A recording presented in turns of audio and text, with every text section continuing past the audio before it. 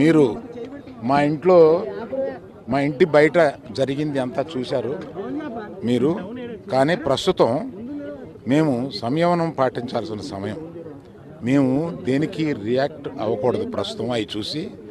But పోలీసులు వచ్చారు, వారిని తీసుకెళ్లారు, కేసు పెట్టారు.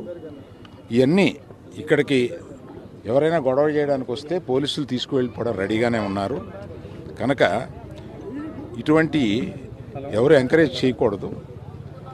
అయినా నేను చెప్పేది ఏంటంటే, మేము ఇప్పుడు దాని మీద రియాక్ట్ అవ్వడం కానీ, ఈ మీడియా మీరు వచ్చారు కదా అని ఏదో మాట్లాడడం కానీ జరగదు. మేము ఇప్పుడు సంయమనం పాటించాల్సిన సమయం, అందుకని అదే పాటిస్తున్నాము. దయచేసి law it will take its own course. వాళ్ళందరినీ తీసుకుని వెళ్ళారు. పూల కుండీలు కూడా అన్ని కింద పడేస్తున్నటువంటి క్లియర్గా గమనించవచ్చు. అంటే రేవంతి కుటుంబం రోడ్డు మీద పడడానికి, రేవతి చనిపోవడానికి, దాని తర్వాత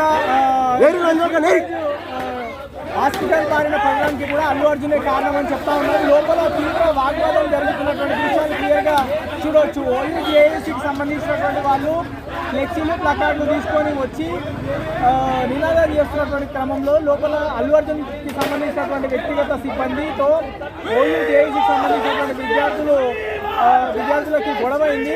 సో ఇద్దరు ఒకరినొకరు